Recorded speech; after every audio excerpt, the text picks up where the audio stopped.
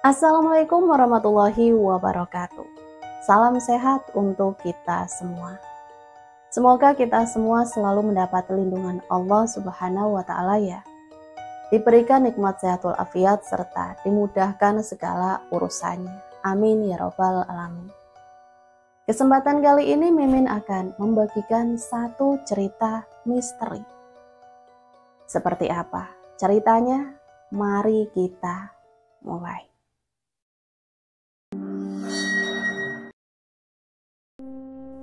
Pernah lihat hantu? Tanyanya padaku. Pernah? Jawabku santai. Seperti apa wujudnya? Ya tergantung. Maksudnya apa? Yang jelas dong kalau ngomong. Karena merasa dipermainkan, akhirnya orang itu pun pergi sambil marah-marah. Aku hanya tersenyum memandangi punggungnya. Sambil melambaikan tangan, dia pun berlalu bersama orang itu. Orang itu datang lagi. Kali ini dia sendiri. Kamu tahu guna-guna? Tanyanya pada aku. Aku diam beberapa saat, mengingat-ingat kejadian beberapa tahun lalu. Ya, aku pernah mengalaminya. Kenapa? Kataku sambil tersenyum. Seperti apa rasanya? Tanyanya sembari menggeser duduknya, mendekat pada aku.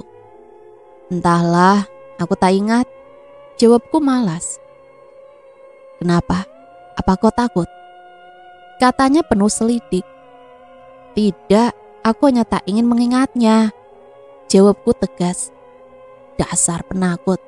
Hanya menjawab pertanyaan saja kau begitu takutnya. Lucu. Ayolah ceritakan padaku seperti apa rasanya. Katanya sambil menyeringai. Kenapa kau terlalu cerewet? Ada baiknya jangan kau tanyakan lagi. Karena itu pertanyaan yang tidak baik, kataku sembari meninggalkannya. Sebelum pergi sempat kulihat wajah itu tersenyum pada aku. Beberapa tahun yang lalu, aku pernah bertemu seseorang yang begitu menyebalkan. Dengan pedenya, dia berkata akan datang dalam tidurku dan membuatku bertekuk lutut mengemis cintanya. Aku yang tak mengenalnya saat itu tak begitu menanggapinya. Aku hanya tertawa, membuatnya semakin tersinggung. Tak ada maksud ataupun niatku untuk menghinanya, tetapi kenapa dia marah? Saat aku terbangun di pagi hari, aku tersentak, melihat ada sesuatu yang bergerak di bawah spray. Seingatku, malam sebelum aku tidur, terlebih dahulu aku selalu mengganti semua peralatan tidurku, termasuk spray. Karena alergi pada debu, mengharuskanku hidup higienis. Tetapi ini apa? Tanyaku dalam hati. Seingatku, tadi malam dalam tidurku tak terjadi apapun. Aku merasa tak bermimpi apapun. Perlahan ku beranikan diri untuk membuka spray itu. Sontak aku terkejut. Dengan refleks aku pun berteriak. Kakek, nenek, tolong! Ada ular di tempat tidurku! Teriakku membangunkan seisi rumah. Sungguh aku sangat bingung bagaimana bisa ada seekor ular berukuran kecil sekitar 30 cm di atas tempat tidur, sementara tak ada sedikit pun lubang atau celah di kamar ini. Akhirnya ular itu pun diambil kakek. Kulihat kakekku menggenggam ular itu sambil berdoa. Entah doa apa yang dibaca kakekku. Kulihat ular yang tadi digenggam kakek perlahan menghilang, raib tak berbekas. Aku yang masih tak percaya dengan kejadian barusan, berulang kali mengucek-ucek mataku, berharap itu hanya mimpi atau hanya aku yang tak bisa melihat ular itu. Ternyata ular itu memang menghilang. Karena penasaran, aku pun bertanya pada kakek, kenapa ular itu bisa menghilang? Mendengar pertanyaanku, kakek hanya tersenyum, sembari mengatakan bahwa ular itu kiriman orang yang tak bertuhan. Setelah berkata, kakek pun menyuruhku untuk mandi. Selesai mandi, aku langsung berwudu. Penasaran? Tentu. Tetapi kata kakek, biarlah, jangan terlalu dipikirkan. Suatu saat nanti jika waktunya tiba, orang itu pasti datang. Aku Diendra, gadis kecil kesayangan kakek Ilham, tetua di kampung kami. 10 tahun lalu aku pernah berbuat kesalahan yang membuatku terjerumus dalam kesesatan ilmu hitam. Padahal keluargaku sangatlah agamis. Kakekku seorang pelaut dan biasanya pulang ke rumah seminggu sekali. Setiap beliau pulang biasanya aku banyak tamu yang datang. Dan akulah orang yang paling gembira di rumah ini. Karena akan banyak aneka makanan yang mereka bawa sebagai buah tangan untukku. Ya, untukku, karena saat mereka datang, akulah yang mereka panggil. Karena seringnya ku dengar dari penuturan beberapa orang tamu kakek tentang adanya ilmu hitam yang bisa menyebabkan seseorang menjadi sakit, bahkan kematian. Membuatku dilema antara percaya dan tidak. Akhirnya ku beranikan diri bertanya pada kakek. "Kek, telu itu apa?" Tanyaku hati-hati. "Untuk apa kau tanyakan itu? Asal kau tahu, itu perbuatan musyrik. Jangan pernah menjadi bagian dari mereka," kata kakek menasehati. Aku hanya mengangguk. Jujur hati ini tak puas dengan jawaban kakek. Dari kecil aku memang tinggal dengan kakek dan nenek. Padahal rumah orang tuaku hanya selang 5 rumah dari rumah kakek. Tetapi rumah kami tak sebesar dan senyaman rumah kakek. Membuatku tak betah tinggal di rumah orang tuaku. Kakekku bukanlah seorang ustadz ataupun tabib, bukan pula dukun, karena kakek jauh dari hal-hal yang berbau klinik. Aku kecil tak mengerti apa profesi itu. Yang ku tahu, beliau bisa mengobati berbagai macam penyakit non-medis. Hampir setiap minggu aku melihat ada saja orang yang datang untuk berobat. Kebanyakan dari mereka para perantau yang pulang karena sakit. Sering ku perhatikan penyakit yang mereka alami rata-rata sama. Muntah darah dan batuk yang tak ada riaknya. Kata kakek, itu racun dari orang yang tidak bertuhan. Aku yang sama sekali tidak mengerti apa maksud ucapan kakek, hanya mengiyakan saja apapun yang beliau sampaikan. Suatu hari aku meminta kakek untuk mengajariku cara mengobati satu penyakit. Dengan lembut beliau menolak, dengan alasan karena aku masih terlalu kecil dan belum bisa mengontrol emosi. Mempelajari suatu ilmu, apalagi tentang ilmu pengobatan, haruslah memiliki tingkat kesabaran. Sementara aku bukanlah orang yang sabar, karena di hatiku ada jiwa pembangkang. Mendengar penolakan dari kakek, aku sangat tersinggung. Saat itu aku marah pada kakek dan memutuskan pergi dari rumahnya. Kembali ke rumah orang tuaku dan mencoba merenungi perkataan kakek. Akhirnya aku merasa omongan kakek itu ada benarnya. Buktinya hampir setiap hari orang tuaku marah dengan segala tingkahku yang menjengkelkan. Ya, aku memang pembangkang. Sejak saat itu tanpa sepengetahuan kakek dan orang tuaku, diam-diam aku pergi ke rumah salah satu teman kakek yang berprofesi sebagai seorang paranormal. Aku bilang padanya ingin belajar cara memasang susu kecantikan dengan dalih arahan dari kakek, padahal aku berbohong. Tentu saja kakek Gimin percaya dengan ucapannya karena dia sangat menghormati kakekku, yang notabene satu perguruan di sebuah padepokan pencaksilat. Dengan bantuannya serta ketekunanku, akhirnya aku pun belajar banyak tentang ilmu hitam. Ternyata untuk mempelajari ilmu hitam itu butuh ketekunan dan keuletan, karena banyak proses yang harus kulewati. Sebelum masuk ke tahap belajar saja, aku harus lulus puasa muti selama 7 Selasa dan 7 Sabtu. Dilanjut menghafal mantra sambil begadang dari mulai maghrib sampai subuh. Dan saat melakukan ritual itu, aku harus sendiri. Dan aku sukses melakukannya tanpa ada rasa kantuk sedikit pun. Kukira aku bisa langsung mempelajari ilmu itu. Nyatanya masih ada satu ritual lagi yang harus aku lakukan, yaitu mandi di sungai pada malam hari saat bulan purnama. Tujuannya agar aku bersih dari hal-hal yang bisa menggoyahkan tekadku. Ada sedikit rasa takut yang menjalar di hatiku. Tapi karena tekadku yang ingin membuktikan pada kakek bahwa aku bisa mempelajari ilmu itu tanpa bimbingannya, aku pun bersedia melakukan ritual mandi tengah malam di bawah sinar bulan purnama. Malam ini adalah malam 15 hari bulan. Artinya malam ini purnama besar. Jadi persiapkan dirimu untuk mandi, katanya sambil menghisap cangkong berbentuk tanduk. Lelaki tua itu teman akrab kakekku sewaktu zaman perang. Dahulu, kata kakek, mereka sempat jadi laskar rakyat, kalau nggak salah namanya Peta. Namun setelah merdeka, nama mereka malah tidak terdaftar sebagai veteran perang. Ternyata murid Ki Gimin yang akan melakukan ritual itu banyak, tapi yang mandi hanya beberapa orang saja. Karena syarat lain untuk melakukan ritual ini, para wanita dewasa harus dalam keadaan suci atau tidak sedang haid. Dari 10 orang murid Kek Gimin, hanya aku yang masih remaja. Tapi tak masalah, karena mereka semua perempuan, jadi tak akan ada rasa malu saat kami mandi nanti. Ku dengar kebanyakan dari mereka berprofesi sebagai pramusaji di tempat karaoke. Sebelum melakukan ritual itu, aku pulang ke rumah orang tuaku agar mereka tak khawatir. Berbohong adalah jalan pintas, pikirku. Tak lupa akan kuajak teman baikku agar lebih meyakinkan mereka.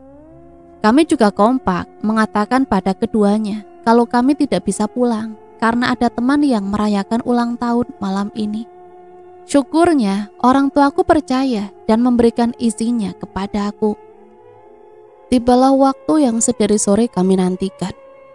Ritual mandi tengah malam. Dengan tangan gemetar, kami berlima masuk ke sungai. Kata Kek Gimin, setelah tubuh kami masuk ke sungai, kami wajib membuka semua kain yang melekat di tubuh. Tujuannya untuk pemurnian jiwa dan raga. Sontak membuatku kaget dan langsung menolak syarat itu. Aku pun bergegas keluar dari dalam air. Ritual gila, pikirku.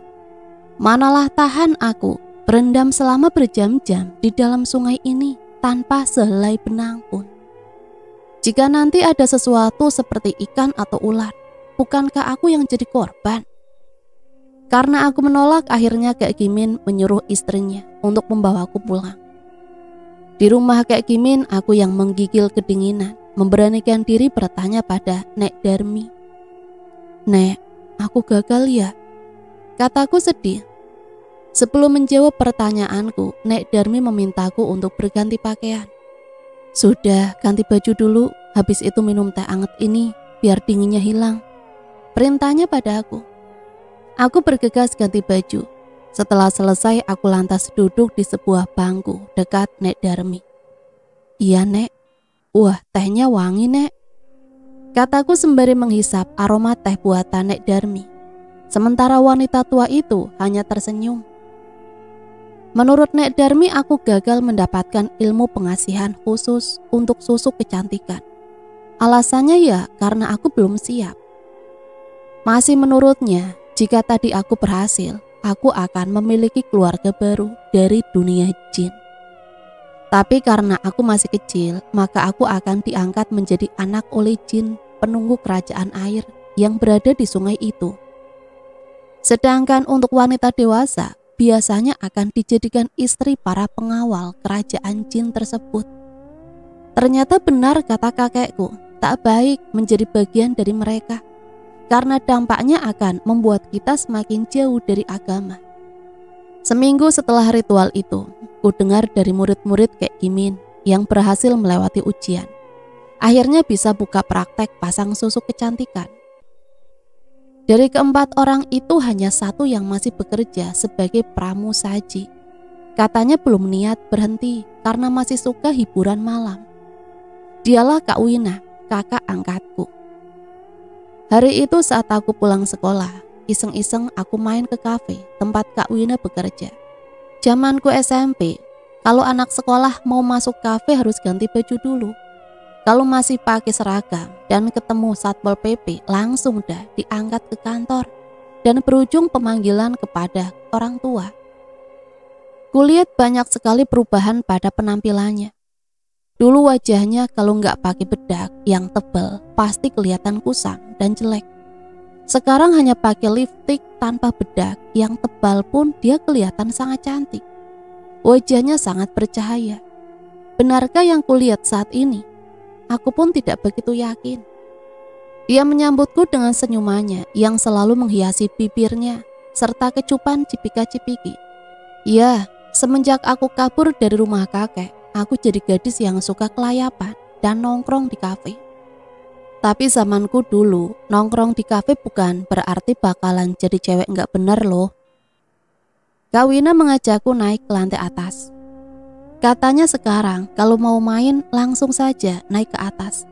Soalnya jabatan Kak Wina sekarang bukan waitress lagi, tapi bos. Hebatnya, pikirku waktu itu. Kok bisa kak? Tanyaku kemudian. Dia hanya tersenyum. Katanya setelah malam ritual itu berhasil dia lewati, banyak sekali kejadian aneh yang sangat menguntungkan untuknya. Seperti saat ini, bukan hanya jabatan. Tempat karaoke beserta pemiliknya pun sudah jadi miliknya sekarang. Sungguh, pernyataannya membuatku semakin takjub padanya. Wah, enak dong ya. Tapi kan bos kakak non-muslim. Pertanyaan konyol pun keluar dari mulutku. Sekarang udah enggak, kan udah sunat kemarin, makanya kakak mau sama dia. Jawabnya santai. Keren banget, banyak dong duitnya. Kamu mau beli apa? Jawabnya seakan mengerti isi kepalaku. Asik, beli baju baru kak. Sedikit berteriak aku langsung memeluknya. Dasar bocah, katanya sambil mengacak-acak rambutku. Hampir setiap ada kesempatan aku selalu mampir ke kafe Kak Wina. Tapi saat moneter menimpa negeri ini, pengunjung kafe berangsur-angsur sepi. Dan akhirnya kafe Kak Wina pun akhirnya ditutup. Kak Wina sendiri diboyong suaminya pindah ke kota lain. Sementara aku belum juga menemukan jalan untuk kembali. Dan kini entah berapa banyak mantra pengasihan yang sudah kuhafal dan kupraktekkan. Dian, sholat yuk. Ngapain sih bengong di situ? Ntar kesambet loh. Suara seseorang yang sangat kusayang membuyarkan lamunanku. Iya bu, sudah waktunya ya? Tanyaku sembari melihat mentari senja yang hampir tenggelam. Belum sih, sekitar 15 menit lagi, siap-siap saja dulu. Iya bu, jawabku sambil mengangguk. Setelah menunaikan sholat, kembali kuhaturkan doa, meminta pengampunan pada Sang Khalik atas semua dosa-dosa yang pernah aku lakukan. Tak terasa kembali mata ini basah karena penyesalan yang datangnya belakangan. Ada rasa malu yang tak terhingga, tak kalah teringat akan tingkah laku yang selalu saja mempermalukan diri sendiri dan keluarga. Kejadian pagi ini membuatku bertanya-tanya, siapa lagi yang akan menginginkan kehancuranku? Apa mereka belum puas menyiksaku dalam diam beberapa tahun terakhir ini? Baru saja selesai pengobatan alternatif yang kujalani karena kakiku yang tak bisa digerakkan seperti mati rasa. Sekarang ada lagi kiriman ular jadi-jadian.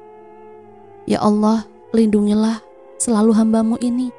Ampunilah semua dosa-dosa yang pernah aku perbuat di masa remaja. Tak henti-hentinya aku berdoa dalam hati. Entah kenapa kali ini aku berpikir harus memaksa kakek agar mau memberitahu siapa dalang dari semua kejadian aneh yang menimpa aku. Aku tidak mau lagi jika harus mengganggu waktu kuliah yang sebentar lagi akan selesai. Cukup sudah waktu yang terbuang sia-sia itu. Aku tak ingin sakit lagi. Kek, aku mau tanya, tapi kakek harus jawab ya. Kataku hati-hati saat kami sedang duduk berdua di ruang tamu. Kakek hanya tersenyum. Kulihat jemarinya dengan lincah melinting tembakau kering yang dibelikan nenekku tadi pagi. Nanar pandangannya ke arah pintu yang terbuka. Segera dinyalakan dan dihisapnya perlahan. Tampak kepulan asap berbau khas tembakau keluar dari mulutnya. Entah apa yang mengganggu pikirannya. Terlihat jelas ada rasa gusar di raut wajah tua itu. Seakan menyusun kalimat terbaik untuk diucapkan. Untuk saat ini, sebaiknya kau jangan dulu keluar rumah ya. Katanya penuh penekanan. Memangnya kenapa? Ada apa lagi? Masalah tadi pagi ya, Kek? Kek, siapa sih orangnya? Kataku sedih. Nanti saja kakek jawab ya, kakek mau tidur dulu. Besok sehabis sholat subuh, kakek langsung berangkat ke kota. Sudah janji soalnya. Gak enak pula kalau dibatalkan. Oh ya, minggu depan baru kakek pulang. Kau pergilah tidur, jangan lupa berzikir ya. Apalagi, tidurlah. Katanya sambil berlalu, meninggalkanku yang masih bingung. Begitulah kakek, sejak pensiun dari melaut, beliau seringkali diundang orang untuk melakukan pengobatan alternatif. Bukannya tidur dan berzikir, pikiranku malah melayang ke tahun-tahun di mana aku sering menyakiti hati lawan jenis. Entah berapa banyak yang kubuat patah hati dan hampir mati. Seketika teringat seseorang yang dulu begitu sangat kucinta, sekaligus orang yang pernah kubuat hampir mati. Andai saja saat itu kakek tak memergoki ulahku, mungkin ceritanya akan lain. Flashback. Hari ini ujian akhir kenaikan kelas. Dengan mudah ku jawab semua pertanyaan yang ada di lembar soal ujian. Sombong, ya itulah aku, Diendra Paramita. Remaja yang memiliki paras cantik serta kulit putih bersih dan terkenal seantero sekolah. Di usia remaja aku sudah mengenal miras dan narkoba. Aku juga jarang pulang ke rumah. Terlalu banyak kegiatan yang tak berguna yang kulakukan di luaran sana. Jangan ditanya tentang orang tuaku. Mereka sudah sangat lelah dan malu dengan tingkahku ini. Tapi itulah aku. Apapun kata orang, aku tetap tak peduli. Ada satu janji yang selalu kuingat dan sangat-sangat kujaga. Janji pada ibu, agar aku selalu menjaga kesucian diri. Alhamdulillah janji itu kutepati. Gak percaya, ya sudah. Bagiku pergaulan bebas bukan berarti aku juga melakukan seks bebas. Yang berpikir seperti itu, gaulnya kurang jauh. Saat pulang ke rumah aku bertemu dengannya.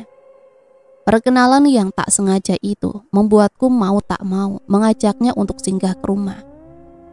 Waktu itu katanya dia nyasar dan gak tahu jalan. Jadi ya sudah deh, kenalan. Dia seorang pemuda yang sangat tampan pada zamannya. Usia kami terpaut 7 tahun. Tentunya dia lebih tua dariku. Saat itu katanya di ibu kota lagi rame virus dan flu babi. Itu sebabnya dia pulang. Katanya keluarganya baru saja pindah ke kota kami dan dia belum paham arah jalan pulang ke rumah barunya. Waktu itu ponsel belum begitu banyak. Kebetulan baterai ponselnya habis, makanya dia nggak bisa menghubungi keluarganya.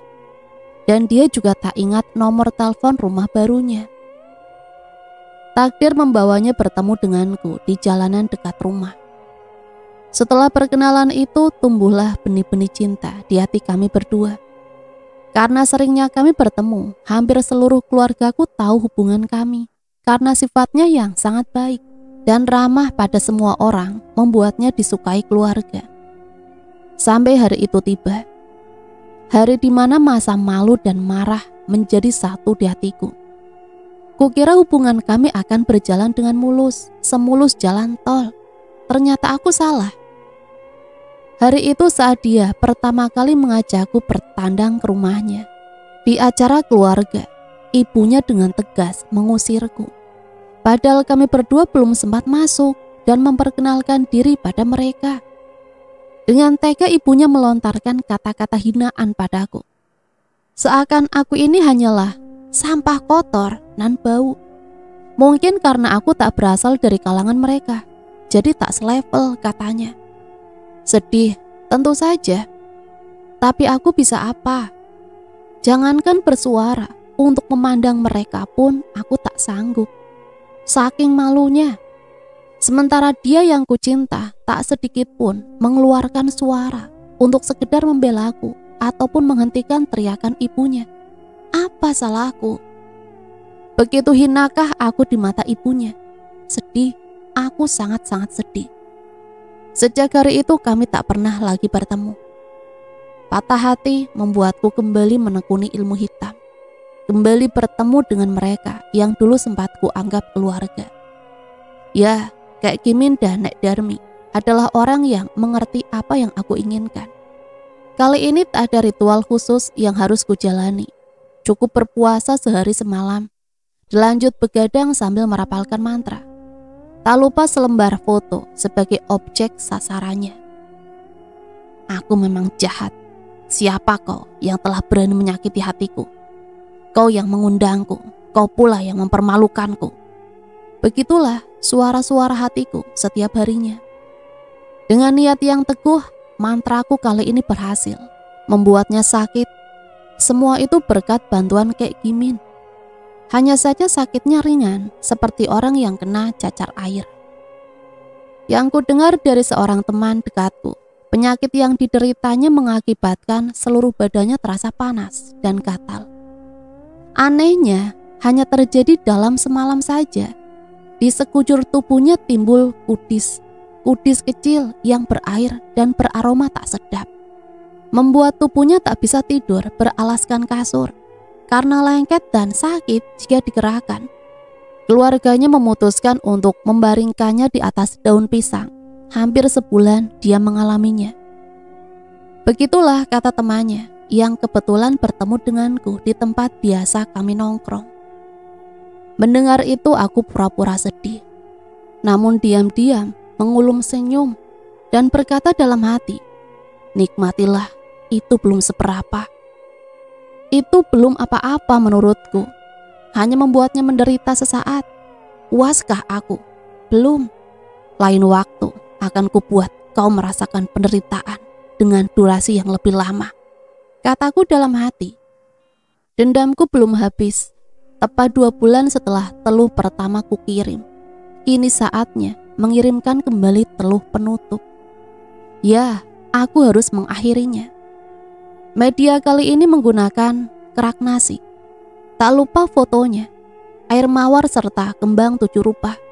Ditambah perangkat yang paling penting, yaitu dupa dan semua teman-temannya.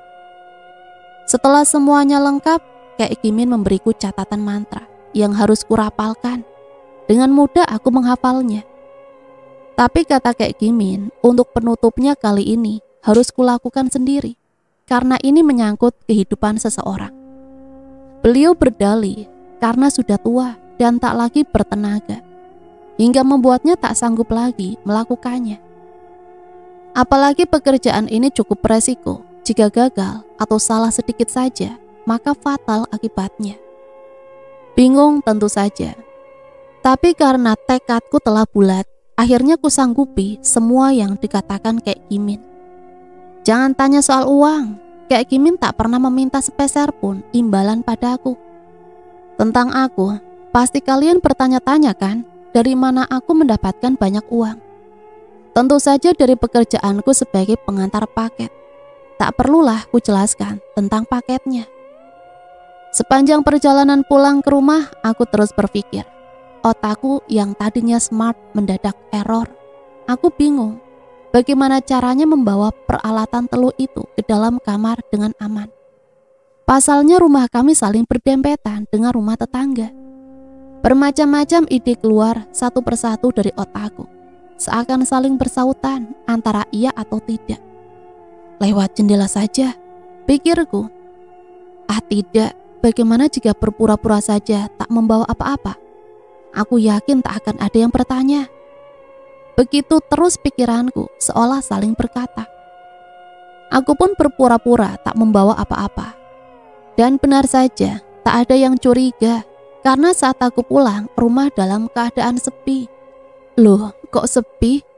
Oh ya, hari ini kakek kan pulang. Pantesan gak ada orang. Kebetulan sekali. Gumamku, tinggal memikirkan langkah selanjutnya. Mencari waktu yang paling tepat, karena untuk mengirimkan santet atau teluh itu tidak sembarangan. Ada perhitungannya, mulai dari jam, hari, serta naftu. Waktu yang paling tepat untuk mengirimkan teluh itu sesaat setelah matahari terbenam, atau pas azan maghrib berkumandang, kata Kek Kimin. Karena pada saat itu waktunya para setan atau jin melakukan serangan yang maha dahsyat kepada manusia. Itu kata Kek Gimin loh. Tak butuh waktu lama, ketika hari mulai gelap, aku pun bersiap-siap melancarkan aksiku. Setelah mempersiapkan dupa, segera kurendam kerak dan kembang 7 rupa itu dengan air mawar ke dalam wadah yang tertutup. Tujuannya agar penyakit yang kukirim nanti cepat berkembang dan langsung menjalar ke seluruh tubuh. Sambil merapalkan mantra, kupanggang fotonya di atas dupa yang telah kutaburi serbuk gaharu. Seketika aroma gaharu itu pun menyebar memenuhi kamarku. Aku yakin bukan hanya kamarku, pasti bau ini menyeruak sampai ke seluruh rumah. Benar saja, saat aku tengah fokus merapalkan mantra, tiba-tiba pintu kamarku didobrak seseorang dari luar berkali-kali. Hingga akhirnya pintu itu pun jatuh menimpaku yang duduk persis di belakang pintu. Terkejut tentu saja, sampai-sampai aku tak ingat apa yang terjadi. Karena daun pintu yang terlepas dari engselnya itu membuatku pingsan dan jatuh tersungkur seketika, membuat tubuhku ambruk tak berdaya. Mirisnya nasibku. Semua usahaku jadi berantakan dan gagal total karena kakek memergoki ritualku. Hampir semalaman aku pura-pura pingsan. Itu semua kulakukan karena aku takut kakek marah besar padaku. Hingga pagi hari pun aku belum berani keluar kamar. Bunyi pesan singkat di ponsel jadulku terdengar. "Dian, pacarmu sakit parah. Kalau mau jenguk, ayo ku antar." Kulihat tak ada nama yang tertera di ponsel jadul itu. Ini siapa sih? "Dion, ingat nggak? Temannya si Anggara, pacarmu itu." "Pacar? Mantan kali." "Terserah deh, aku cuma mau ngasih tahu kalau besok pacarmu itu berangkat ke Penang. Jadi kalau kau mau menjenguknya, sekarang saja biar ku antar." Lama aku berpikir, namun tak jua ku balas pesannya. Ada rasa sakit yang tak bisa dihilangkan dari hati dan ingatanku. Untuk apa aku menemaninya? Biarlah dia pergi. Kalau bisa selamanya pun, tak apa. Setelah menerima kabar itu, entah kenapa ada rasa bahagia, tak kalah membayangkan saat-saat dia meregang nyawa. Membayangkan wajahnya yang penuh kesakitan, serta teriakan ibunya yang ketakutan, membuatku semakin senang. Namun, jauh di lubuk hatiku yang sebenarnya ada rasa sesak yang menghimpit. Sangat-sangat sakit, tak kalah membayangkan penderitaan yang dialaminya. Sejujurnya rasa cinta itu masih ada, dan mungkin dia juga merasakan apa yang saat ini aku rasakan. Entahlah. Sejak kejadian itu, kakek marah besar padaku. Beliau berpesan jika aku belum bertaubat, sampai kapanpun beliau tak ingin bertemu atau berbicara padaku. Mendengar pesan itu, aku hanya tersenyum. Tanpa kakek, aku juga bisa mendapatkan apa yang ku mau kok. Kataku cuma wah. Setelah perang dingin antara aku dengan kakek, aku merasa semakin hari, semakin banyak saja peraturan di rumah ini. Membuatku muak dan bosan karena merasa dikekang dengan segala peraturan. Di rumah tapi rasa di penjara, itulah yang ku alami. Kuputuskan untuk kabur dari rumah dengan bekal tabungan dari hasil kerjaku sebagai kurir. Aku bisa melakukan apa saja yang aku suka, termasuk hidup nyaman, walau tinggal sendiri di kos-kosan. Jika ada yang bertanya, apakah orang tuaku tidak khawatir? Tentu saja khawatir. Orang tua mana yang tidak khawatir dan kebingungan mencari anak gadisnya yang kabur dari rumah? Sementara aku, apakah aku memikirkan mereka? Sayangnya, tidak. Cerita ini alurnya maju mundur ya teman-teman. Dian, sudah tidur kau nak? Suara ibu membuyarkan lamunanku. Tak terasa bantalku pun basah karena air mata yang menetes tiada henti, tanpa permisi. Dian, ibu masuk ya nak? Tanpa menunggu jawabanku, ibu pun duduk di tepi ranjang. Memandangku sesaat dan dengan lembut tangannya bergerak mengelus rambutku. Ada rasa nyaman yang menjalar di hati, tak kalah jemari ibu mengusap lembut air mataku. Ternyata benar, petua lama, obat segala kerisauan hati adalah belayan lembut kasih ibu. Beruntungnya aku saat ini masih diberi kesempatan untuk menebus kesalahan-kesalahan dan dosaku pada ibu. Apa jadinya kalau hidayah itu tak segera datang? Sungguh aku tak sanggup membayangkannya. Maafkan aku, Bu. Baru menyadari betapa tulus dan sucinya kasih sayangmu untukku. Andai saja waktu itu aku ngerti arti cerewetmu, pasti hari-hariku sangatlah indah, Bu. Kataku di sela-sela tangis. Ibu hanya mengangguk dan tersenyum, membuatku semakin bersyukur menjadi anaknya. Seakan mengerti isi hatiku, ibu membiarkanku terus menangis, meluapkan rasa penyesalan yang mendalam. Saat ini yang kubutuhkan hanyalah belayan lembut tangan ibu. Sesak sekali rasanya hati ini, tak kalah mengingat semua tingkah lakuku yang selalu menyusahkan diri dan hatinya. Sebanyak apapun kesalahanku, ibu selalu memaafkan. Tak pernah sekalipun ku dengar kata-kata kasar keluar dari bibirnya, walau aku sudah mengacukannya. Ibu membiarkanku tidur di pangkuannya, membuatku teringat pada masa-masa di mana aku mulai membencinya. Padahal beliau tak pernah melakukan kesalahan. Tapi kenapa aku bisa begitu membencinya? Astaghfirullahaladzim. Ampunilah dosa-dosa hamba-Mu ini ya Allah. Dalam isak tangisku seolah tersadar dan mengingat kembali betapa durhakanya diri ini. Waktu itu, Dian, apa ini nak? Kok bau asap rokok? Kenapa nak? Ada masalah? Suara lembut ibu tak kalah melihatku yang tengah merokok. Bukan amarah yang ditunjukkannya, membuatku semakin kesal saja. Mungkin jika ibu-ibu yang ada di beberapa sinetron akan histeris melihat anak gadisnya ketahuan berbuat salah. Tapi tidak dengan ibuku, ia justru sebaliknya. Menurutku justru kelembutan yang ibu berikan padaku semakin membuat diri ini merasa tidak diperhatikan. Aku ingin ibu tegas padaku. Karena ada sebagian remaja yang jika terus dibiarkan dan hanya ditegur sesekali, justru membuatnya semakin marah karena merasa tidak diperhatikan, dan itulah yang aku rasakan. Seketika aku terkejut melihat ibu yang tiba-tiba muncul di kamarku. Apaan sih? Biasa aja dong, gak usah sok peduli. Jawabku ketus. Sebenarnya ada rasa takut di hatiku. Karena gengsi, aku pun seolah tak mendengar apa yang ibu katakan. Aku lalu membuang asal puntung rokok di tanganku. Sialnya, malah jatuh tepat di kaki ibu. Bukannya takut, aku malah santai, seakan tak merasa bersalah. Dengan kasar, ku dorong tubuh ibu keluar dari kamarku, membuatnya jatuh tersungkur. Entah terbuat dari apa hati ibuku, walau sering melihatku merokok, tapi tak pernah sekalipun beliau mengadu pada ayah. Seakan membiarkanku miris. Padahal ibu kan tahu aku merokok, tapi kenapa sih nggak dilarang? Apa perlu aku bawa miras dan minum langsung di depannya? Apa aku ini bukan anaknya ya? Aku iri dengan teman-temanku yang bebas melakukan apa saja di rumah mereka. Ya memang sih, rata-rata dari mereka bukan anak sekolahan, melainkan anak-anak broken home. Orang tua mereka terlalu sibuk dengan urusannya masing-masing. Berbeda denganku, ibuku tidak bekerja, tapi dia tak pernah peduli denganku. Sebenarnya aku sadar kalau perbuatanku ini salah.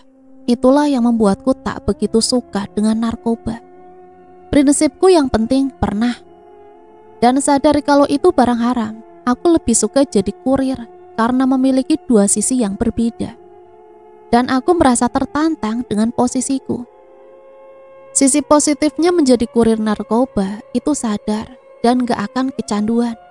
Sedangkan sisi negatifnya, jika lo tertangkap hukumannya akan jauh lebih berat dari pelaku pemakai narkoba. Bergaul dengan orang-orang broken home membuat kepribadianku lebih dewasa serta mandiri dibanding anak-anak seusiaku lainnya. Menjadi bekal saat aku pergi dari rumah, walau terpaksa aku harus pulang juga. Saat aku memutuskan untuk pulang, aku minta pada ibu agar memberikan kesempatan untukku belajar ilmu pengasihan. Mungkin karena ibu takut aku kabur lagi, beliau pun mengiyakan permintaanku. Sayangnya saat itu aku masih belum sadar juga. Ternyata begitu besar rasa cinta ibu kepadaku. Sampai-sampai ia rela melakukan apapun demi aku, anaknya. Kakek tahu ibu mengizinkanku belajar dengan Kek Gimin. Anehnya, kakek sama sekali tidak marah pada ibu. Dasar, aku dikasih hati, malah minta jantung. Setelah mendapat dukungan, bukannya makin baik, kelakuanku malah jadi makin nyeleneh. Aku tetap saja jarang pulang ke rumah, keseringan nongkrong di kafe bareng teman-teman. Apalagi saat aku mempraktekkan mantra pemikat yang kupelajari dari Kek Gimin, membuatku semakin malas untuk tinggal di rumah. Ternyata khasiat mantra itu sangat luar biasa, membuatku sering dikejar-kejar pria dewasa. Imbasnya aku jadi semakin takut jika pulang ke rumah. Takut dinikahkan. Jika kau ingin hidup di dunia abu-abu, kau harus punya bekal ilmu pengetahuan dan ilmu bela badan agar dirimu tidak tersesat dan mudah beradaptasi, serta diterima di lingkungan manapun kau berada. Itulah salah satu manfaat mantra pemikat menurut Kek Gimin. Seminggu setelah peristiwa ular jadi-jadian itu, kakek pun pulang. Penuh takjim kusambut kepulangan beliau di depan pintu. Melihat wajahnya yang teduh, seolah memancarkan karisma pada wajah tegasnya. Setelah berbasa-basi sebentar dengan seluruh keluarga, kakek pun mengajakku duduk di taman belakang. Ya, di belakang rumah ini memang disediakan saung khusus untuk tamu beristirahat, sekaligus tempat praktek kakek. Selain saung, ada juga kolam ikan koi yang tidak begitu besar dan dihiasi dengan aneka macam tanaman hias yang ditanam dalam pot dengan berbagai macam bentuk dan ukuran. Sangat indah dan menyejukkan bagi siapapun yang memandang. Kulihat kakek tengah mondar-mandir. Entah apa yang dicarinya, berulang kali tangannya menggeser dan meraba-raba, serta menelisik satu persatu pot bunga itu. Tak lama kulihat kakek berhenti di salah satu pot bunga yang paling besar. Saat melihatku yang tengah duduk memperhatikannya, kakek pun memanggilku dan menyuruhku menggali tanah tepat di bawah pot bunga cempaka. Tanpa ragu aku pun segera menggeser sedikit demi sedikit pot yang terbuat dari campuran pasir dan semen itu. Sungguh pekerjaan yang benar-benar menguras tenagaku. Pot ini luar biasa beratnya. Alhamdulillah, gumamku. Akhirnya berhasil juga aku menggeser pot itu. Segera aku gali tanah bekas tepakan pot tadi. Tapi kenapa tanahnya gembur ya? Biasanya tanah kan kalau tidak hujan akan sedikit padat dan keras. Tapi kenapa tanah di sini berbeda? Sepertinya tanah ini bekas galian. Selain berongga, teksturnya juga ada sedikit yang kering. Benar-benar aneh. Rasa penasaranku akhirnya terjawab. Benar saja, ada sesuatu yang ditanam seseorang di dalam sana.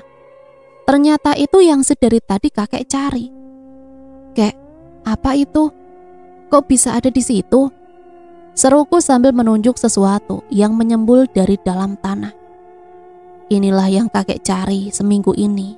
Sudah biar kakek yang mengambilnya. Kakek lalu membungkus benda itu dengan sapu tangannya.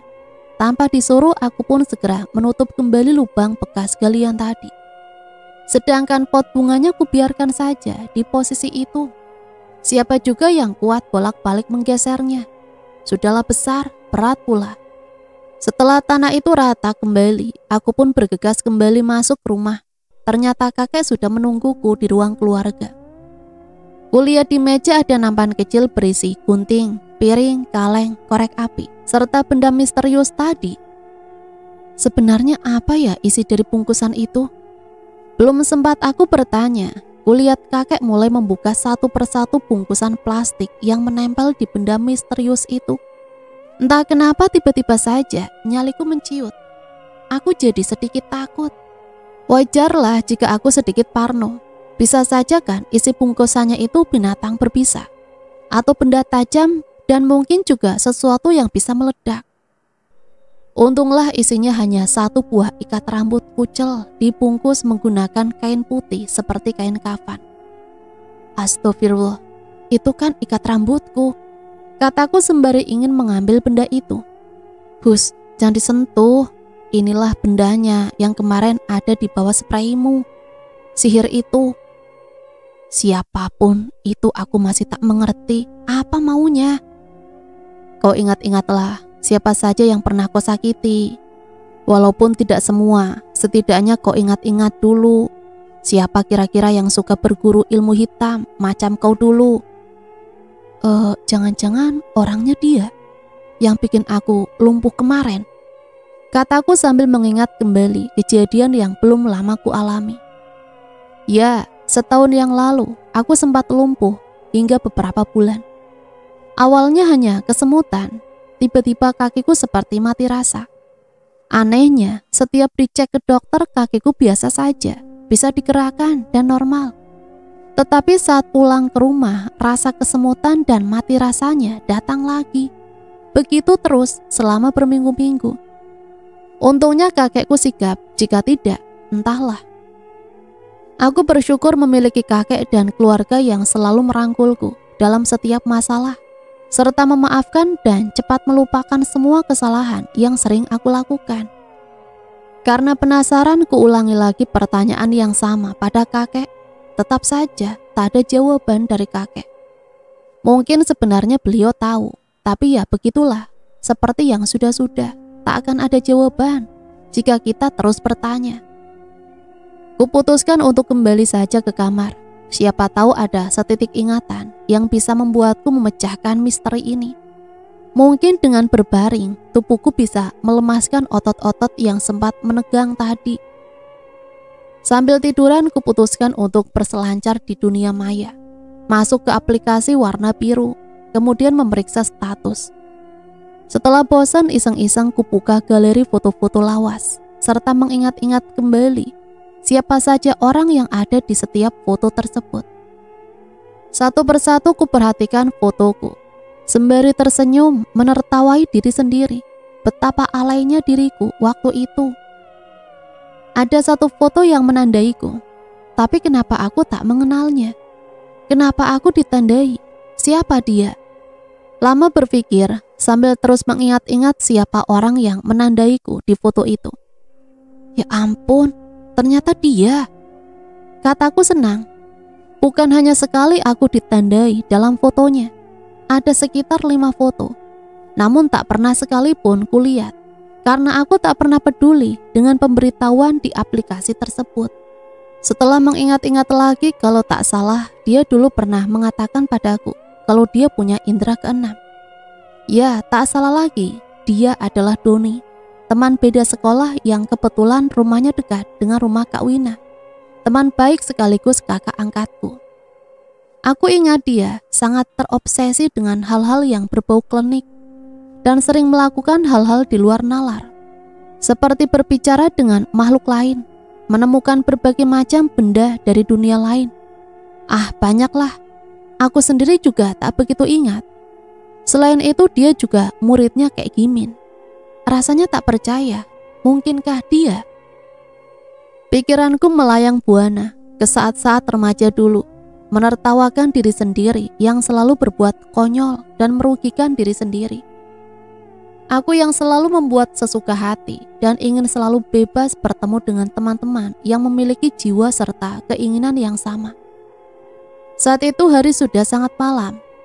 Setelah pulang dari kafe, Rena, temanku, mabok berat dan dia tidak bisa konsentrasi mengendarai sepeda motornya. Sama seperti diriku, kondisiku juga tak jauh berbeda, malah lebih parah. Karena tak ada yang berani mengantarkan kami, akhirnya kami pun pulang dengan keadaan yang menyedihkan. Berkali-kali kami berdua terseok-seok masuk ke got. Untungnya hari sudah sangat larut dan jalanan sepi. Entah bagaimana caranya kami bisa sampai di rumah Rena. Seingatku saat kami nyungsep di got dekat rumah Rena, ada seseorang yang membantu kami. Ya, dialah Doni, tetangga Kak Wina. Tapi ngapain dia di dekat rumah Rena? Setelah sadar, ku beranikan diri untuk bertanya pada Doni. Ngapain kau kesini? Ini kan asrama, gak sembarangan orang bisa masuk. Jangan-jangan kau ngikutin kami ya? Kataku penuh selidik. GR kau, kalian pikir kalian doang yang bisa masuk ke sini? Kau tanyakanlah sama bapak-bapak yang piket tadi malam siapa aku. Kalau enggak, kau tanya aja sama kawanmu yang sok ini. Katanya sambil menunjuk Rena yang masih terkapar di kolong meja.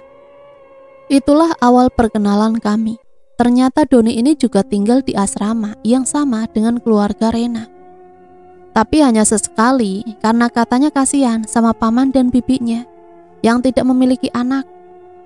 Kalau rumah orang tuanya memang dekat dengan rumah Kak Wina, pantas saja aku seperti sering melihatnya, tapi tak ingat di mana. Malam ini kalian masih beruntung karena aku yang menemukan kalian. Kalau orang lain, aku nggak jamin kalian masih utuh atau tinggal nama. Katanya sedikit mengejek. Bukannya berterima kasih, aku malah melemparnya dengan bantal dan pas mengenai wajahnya. Untung saja dia bukan tipe cowok pemarah. Kalau tidak, bisa-bisa ngamuk dia. Dilihat dari gelagatnya, tak ada sedikit pun rasa sungkan. Seperti sudah terbiasa dia di rumah ini. Kulihat dia pergi ke dapur, entah apa yang dilakukannya di sana. Tak lama dia pun kembali ke tempat kami berbaring. Kulihat di tangannya ada 2 gelas minuman yang masih panas. Terlihat dari kepulan asap yang keluar dari gelas itu. Ternyata dia membuatkanku teh panas. Cepat ku ambil gelas yang disodorkannya. Tanpa diperintah, langsung ku seruput teh itu.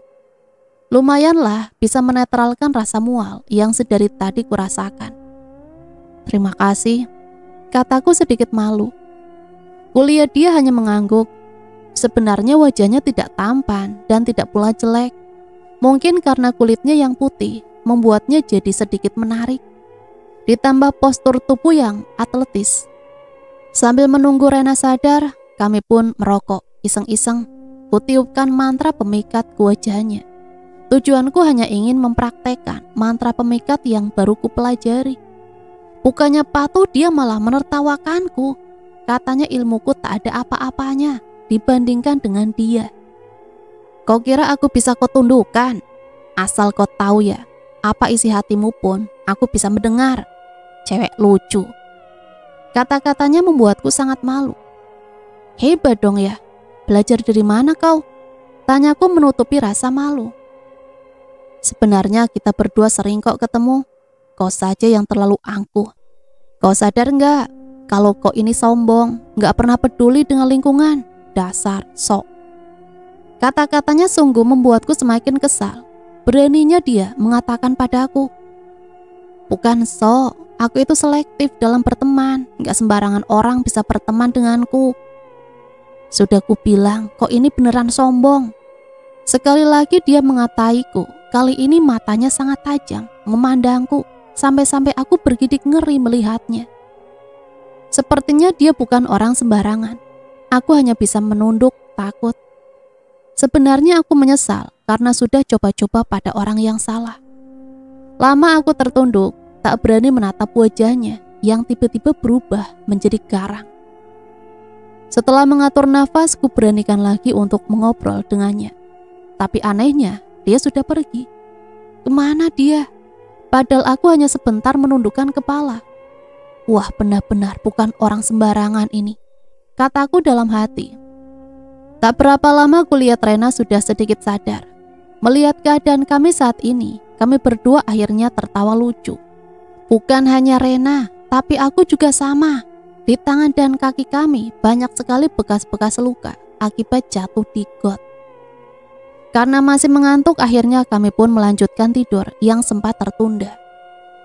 Rena yang tak tahu siapa yang telah mengantar kami tadi malam mendadak kebingungan dengan keadaan yang tertidur pulas, dengan pakaian yang masih belepotan lumpur. Tak mau tambah pusing, kami pun bergegas membersihkan badan yang sangat bau. Rasanya segar sekali, seluruh tubuh ini sesaat setelah mandi. Kulihat Rena masih melongo memandangi makanan yang terhidang di meja makan minimalis itu. Saat kami berdua hanyut dalam pikiran masing-masing, tiba-tiba Doni sudah di depan pintu. memandang kami dengan senyuman yang biasa saja. "Kau nggak dimakan?" tanyanya sambil melihat kami berdua secara bergantian. "Ngapain kau di sini?" tanya Rena penasaran. "Oh, jadi temanmu itu nggak ngomong kalau tadi malam aku yang nolongin kalian?" ucapnya sambil menunjuk ke arahku. "Beneran, Dian?" tanya Rena padaku. Aku hanya mengangguk karena belum pun sempat aku menjawab, kembali Doni menyuruh kami untuk memakan makanan yang sudah disiapkannya. "Udah makan, sayang loh kalau nggak dimakan. Kok malah bengong sih, jelek tahu, buruan dimakan." Kulirik Rena, ternyata dia sudah duduk di kursi sembari bersiap untuk makan. "Woi, acak-acaklah. Tadi katanya takut, sekarang malah dia yang paling duluan. Dasar," kataku sembari ikut duduk bersama Rena yang telah lebih dulu menyantap makanan itu. Sekedar basa-basi ku ajak si Doni untuk makan bersama. Dengan lembut dia menolak karena tadi baru saja makan di rumah pamannya. Dan makanan ini tentu saja diambil dari rumah pamannya. Selesai makan kami bertiga pun ke kafe, tempat biasa nongkrong. Ternyata Rena dan Doni sudah lama saling kenal karena sejak kecil sama-sama tinggal di asrama. Orang tua mereka juga bekerja di kantor yang sama. Pantaslah kemarin Doni tak sungkan lagi saat masuk ke dalam rumah Rena. Dari Rena aku tahu kalau si Doni mempunyai hobi yang sama denganku. Selain punya indera keenam, Doni juga suka mengoleksi batu dan keris. Entah dari mana diperolehnya barang-barang tersebut. Mendengar itu aku jadi tertarik untuk mengenal Doni lebih dekat, tetapi hanya sebagai teman. Karena saat ini hatiku sudah ada yang punya. Hampir setiap hari sepulang sekolah, kami bertiga selalu berkumpul. Apalagi saat kedua orang tua Rena bekerja shift malam. Kamar Rena seringkali kami sulap menjadi base camp. "Nanti malam kamu nginap lagi ya, Dian. Soalnya kata Doni ada yang mau diomongin sama kita. Sekalian uji nyali," kata Rena setengah berbisik, tepat di telingaku, membuat bulu kuduku bergidik geli. Aku hanya mengangguk sambil terus memperhatikan papan tulis. Walaupun pergaulanku bebas, tapi aku sadar pendidikan itu harus yang utama. Karena kata kakek tak ada gunanya harta kalau kita tak berilmu. Begitupun demikian, tak akan ada gunanya ilmu kalau kita sendiri tak beradab. Akan tetapi untuk kalimat yang terakhir saat ini, aku belum mengerti apa artinya. Setelah pulang sekolah, aku dan Rena pulang ke rumahku, berpamitan pada ibu agar beliau tak khawatir nantinya. Setelah dapat izin, kami berdua segera bergegas menuju rumah Doni. Ternyata rumah Doni memang agak jauh dari rumah tetangga. Satu-satunya rumah yang dekat dengan rumahnya saat ini ia rumah Kak Wina. Namun setelah Kak Wina menikah, rumah itu sudah dijual dan dibongkar, membuat lingkungan di sekitar rumah itu semakin sepi. Di belakang rumah Doni dulunya merupakan tempat pemakaman orang Belanda. Kulihat ada sekitar belasan makam di sana. Sebenarnya tempat ini sangatlah luas, tapi karena jarangnya orang yang datang ke sini, membuat tempat ini ditumbuhi aneka macam perdu dan rumput liar. Tepat di tengah-tengah pemakaman ini, tumbuh dengan subur sebatang pohon beringin yang cukup besar. Usianya mungkin sudah puluhan tahun. Terlihat dari besarnya diameter pohon ini, hampir sama dengan panjang tangan kami bertiga jika disatukan melingkari pohon tersebut. Tak jauh dari pohon beringin berdiri sebuah pendopo berukuran 4 kali 6 meter. Karena tak terurus, sebagian besar atapnya sudah tak utuh lagi. Namun yang membuat pendopo itu tetap kokoh adalah keempat tiangnya yang masih utuh, seakan ada yang menopangnya, membuat suasana semakin sejuk dan lembab. Ciri khas tepat bermainnya makhluk tak kasat mata. Kulihat Doni membuka rangsel yang sedari tadi bergelayut manja di punggungnya. Entah apa yang dibawanya, sampai rangsel begitu padat. Tak lupa tenda untuk berkemah pun segera dipasang. Satu persatu barang bawaannya dikeluarkan dari rangsel itu. Ternyata isinya tikar, minyak tanah, senter, lilin, piring, cangkir. Kemudian ada beberapa bungkus snack dan air mineral. Terakhir, miras dan beberapa bungkus rokok. Ternyata doyan juga si Doni itu miras. Tanyaku sedikit berbisik pada Rena, yang ditanya hanya tersenyum dan mengangguk. Kau sudah tahu ya? Kau nggak cerita? Tanyaku lagi. Cerewet liatin aja udah. Ya elah, santai, gitu aja kok sewot Sedari tadi tak aku dengar sedikit pun Doni bicara. Kubiarkan dia sibuk sendiri. Kan dia yang ngajak kami untuk uji nyali, ya wajarlah dia yang harus menyiapkan segala keperluan kami. Setelah semuanya tertera rapi dan api unggun pun sudah dinyalakan, barulah Doni mulai berbicara. Saat ini sudah mulai gelap. Aku mau kalian berdua bisa melihat apa yang sering aku lihat. Katanya dengan tenang. Maksudnya gimana? Aku ingin membuka mata batin kalian, supaya kalian bisa melihat makhluk tak kasat mata, sama seperti aku. Jawabnya sambil menyeringai, membuatku bergidik ngeri. Jangan bercanda, kita ini di makam loh. Aku gak mau kalau sekedar uji nyali, aku gak masalah. Tapi kalau harus melihat mereka juga, sumpah, aku gak berani. Kataku sedikit kesal. Lah, gak bisa gitu dong Dian. Aku juga pengen bisa melihat apa yang Doni lihat. Kupikir kau berani. Taunya cemen. Loh, gak usah nyolot dong Ren. Kan kau yang salah, gak bilang dulu sama aku kalau tujuan kita kesini mau buka mata batin. Gimana sih? Selaku meninggikan suara. Tapi kan, belum sempat Rena bicara, Doni memotong kata-katanya. Shh, sekarang gak ada gunanya kalian bertengkar karena kita sudah di sini. Lebih baik kalian diam saja, oke? Bisa kan? Iya. Serempak aku dan Rena menjawab. Sebelum kita mulai, ada lagi pertanyaan. Don, apa bisa kalau aku gak ikut? Soalnya aku gak berani. Aku janji gak akan ganggu kalian. Boleh ya?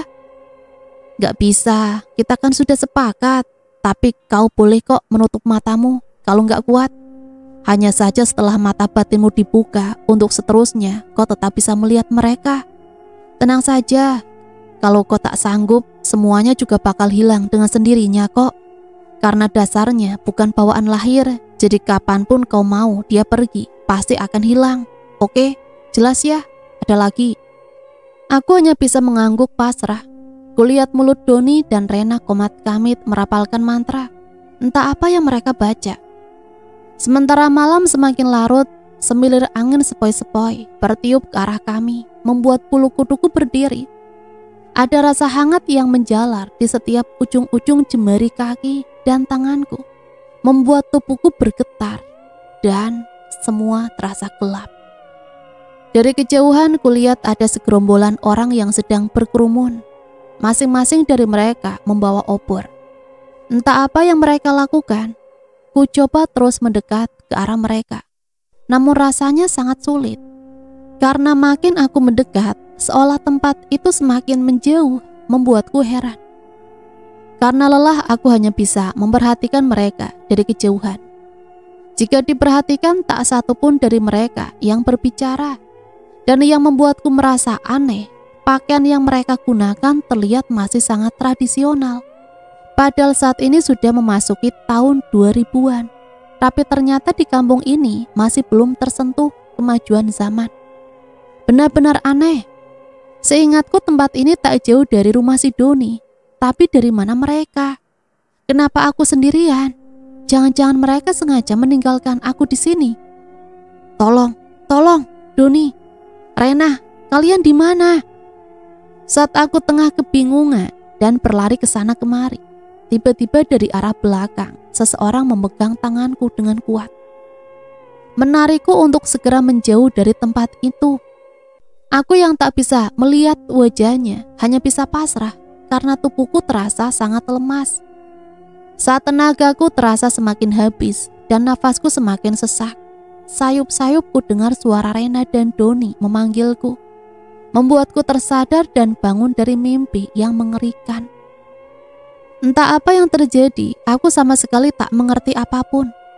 Seingatku saat Rena dan Doni merapalkan mantra, saat itu rasanya aku sangat mengantuk, membuatku tertidur pulas. Tetapi kata Rena, saat itu aku sedang kerasukan. dan mereka berdua hampir kewalahan menenangkanku. Rasanya sempat tak percaya karena menurut cerita, orang yang kerasukan makhluk halus saat sadar tubuhnya akan merasa sakit seperti orang yang habis dipukuli. Sementara aku saat bangun, tubuhku biasa saja. Malahan aku merasa sangat bugar, membuat nafsu makanku bertambah. Namun ada yang aneh dengan penglihatanku. Saat malam mulai berakhir, aku melihat banyak sekali orang yang lalu lalang di dekat pohon beringin tua itu. Seperti ada pasar dadakan di sini. Pakaian yang mereka gunakan juga terasa familiar. Anehnya Rena tak melihat apapun, padahal aku sudah berulang kali mengacungkan tangan ke arah mereka. Tapi tetap Rena tak melihat apa-apa. Sementara Doni hanya tersenyum melihatku yang jengkel karena Rena tak mempercayai ucapanku. Karena kesal, aku pun bermaksud ingin mendatangi pasar itu. Tapi dengan cepat tangan Doni menarikku untuk menjauh. Kulihat jarinya membentuk angka 1 tepat di bibir, mengisyaratkan agar aku tak bersuara. Setelah keluar dari area makam, Doni menjelaskan padaku bahwa pasar yang kulihat tadi bukanlah pasar dunia kita, melainkan pasar dunianya makhluk halus atau orang bunian. Legendanya, siapapun yang bertemu dengan salah satu dari mereka akan mengalami satu kejadian berdasarkan kebiasaannya sehari-hari. Jika kebiasaannya jelek, maka nasibnya akan jelek.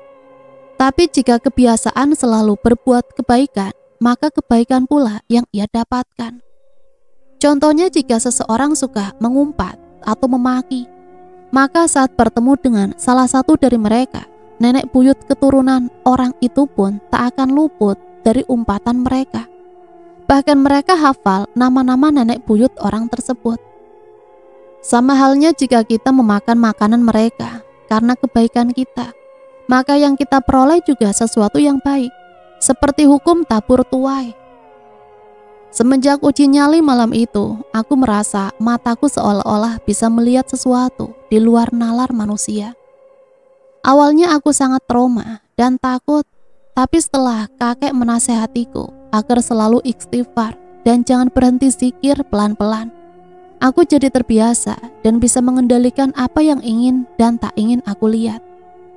Sedikit demi sedikit akhirnya aku tahu siapa dalang dari semua kejadian aneh yang menimpa aku. Kata kakek bukan orang jauh, hanya saja sebenarnya dia juga tidak bermaksud mencelakaiku. Karena dia hanya mengajakku, bukan mengirimkan, sama seperti yang kulakukan pada mantan pacarku dulu. Ya, waktu itu Kek Gimin hanya mengajarkan caranya, tapi akulah eksekutornya.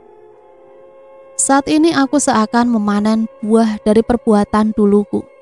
Untungnya aku dikelilingi orang-orang yang peduli dan perhatian, membuatku kuat dan tetap semangat kembali ke kehidupan yang normal sesuai syariat agama. Entah apa yang akan terjadi padaku seandainya keluargaku tak ada yang peduli. Aku yakin tak mungkin ini ulah Doni. Sepanjang ingatanku, semarah apapun dia tak pernah sekalipun dia mau mencelakai orang. Karena sebenarnya tujuan dia mempelajari hal-hal klinik disebabkan ketertarikannya dengan benda-benda dari dunia gaib. Sebaliknya, aku ke rumah Kek Gimin untuk bertanya siapa kira-kira orang yang dimaksud kakek. Kuputuskan siang ini pergi ke rumah Kek Gimin. Namun belum sempat aku keluar rumah, kakek memergokiku dan menyuruhku tetap diam di rumah, membuatku kembali ke tempat peraduan. Ada rasa dongkol di hatiku, tapi segera aku tepis rasa itu, karena aku yakin apapun yang kakek perintahkan, semuanya pasti demi kebaikanku. Setelah beberapa hari menenangkan hati dan jiwa, akhirnya kakek memperbolehkanku keluar rumah. Hanya saja aku memang orang yang susah dikasih tahu. Sudah sering diperingatkan, jangan lagi bertamu ke rumah Kek Gimin, tapi tetap saja kulanggar perintahnya. Oh, aku cuma bertamu kok, nggak berbuat macam-macam, apalagi berguru, begitu pikirku. Namun sesuatu yang aneh terjadi padaku. Seminggu setelah pulang dari rumah Kek Gimin, aku merasa minder bila bertemu siapapun. Padahal aku bukanlah tipe orang yang pendiam dan minderan. Entahlah, mungkin perasaanku saja. Sebenarnya aku ingin sekali keluar rumah, tapi entah kenapa, setiap aku keluar kamar, rasanya diri ini seperti sedang diperhatikan orang. Makin hari rasanya makin takut untuk melihat keramaian. Jangankan melihat orang lain, melihat kakek pun rasanya aku enggan. Kebetulan kakek dan nenek akan menunaikan ibadah haji, dan rumah dititipkan pada paman.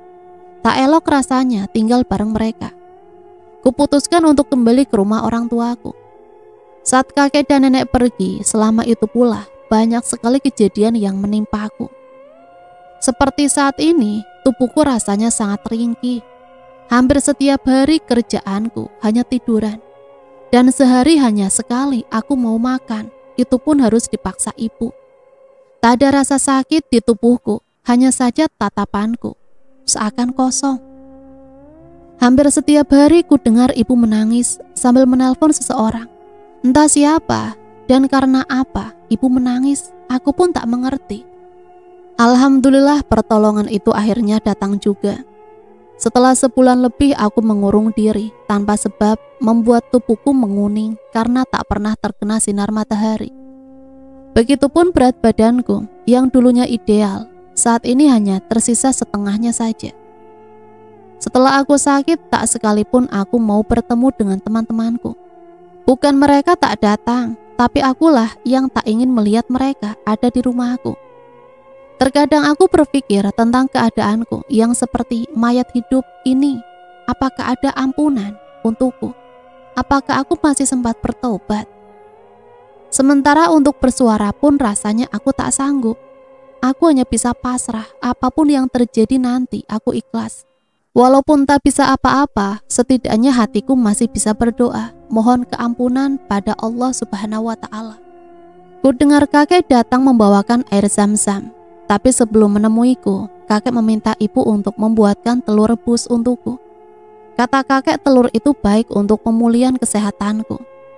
Alhamdulillah saat air zam-zam itu masuk ke tenggorokanku, ada rasa sejuk yang mengalir di setiap persendian tubuhku. Membuat rasa lapar yang hampir hilang itu kini tiba-tiba datang. Walaupun aku tak meminta, kakek seakan mengerti apa yang kuinginkan. Dikupasnya telur ayam kampung yang telah direbus itu sambil berdoa. Setelah telur bersih, segera disuapkannya tepat ke mulutku. Dengan cepat kukunyah telur itu. Setelah telur rebus itu habis, kakek memintaku untuk duduk. Awalnya tubuh ini terasa berat, hingga terpaksa ibu ikut membantuku. Setelah merasa nyaman, kakek memintaku untuk terus berzikir agar hatiku tetap tenang. Air mataku seakan enggan berhenti, tak kala ku haturkan doa, memohon pengampunan pada Sang Pencipta. Setelah merasa kuat, kakek memintaku untuk melakukan taubatan nasuha. Dengan susah payah dan penuh keyakinan, segera aku lakukan sholat taubat saat itu juga. Akhirnya identitas si pengirim teluh itu aku ketahui. Sebenarnya aku tak begitu mengenalnya. Kami bertemu hanya beberapa kali saat di rumah Kek Gimin. Tadinya tujuan sebenarnya dia ingin menjadikanku istrinya, tapi karena aku masih sekolah, ku tolaklah lamarannya. Karena ditolak membuatnya merasa tersinggung, yang akhirnya menggunakan jalan yang salah. Alhamdulillah sampai cerita ini dibuat, tak pernah sekalipun ku dengar lagi kabar tentang mereka. Termasuk keluarga Kek Gimin. Mungkin ini jalan terbaik yang Allah berikan untukku. Harapanku dengan berbagi kisah ini adalah agar kita selalu mengingat Allah Subhanahu wa Ta'ala dalam setiap langkah kita. Apapun usaha kita, apapun pekerjaan kita, hendaklah ingat selalu kewajiban kita sebagai umatnya. Karena sebanyak apapun harta kita, secantik apapun fisik kita, sepintar apapun kita, semua itu tak ada artinya jika kita tidak bersyukur. Dan cerita selesai sampai di sini. Semoga cerita ini bisa menemani hari-hari teman-teman semua ya. Dan mohon maaf kalau teman-teman agak bingung karena alur ceritanya maju mundur. Sampai di sini saya pamit undur diri, mohon maaf apabila banyak salah kata. Sampai berjumpa kembali di cerita-cerita misteri selanjutnya. Matur nuwun, wassalamualaikum warahmatullahi wabarakatuh.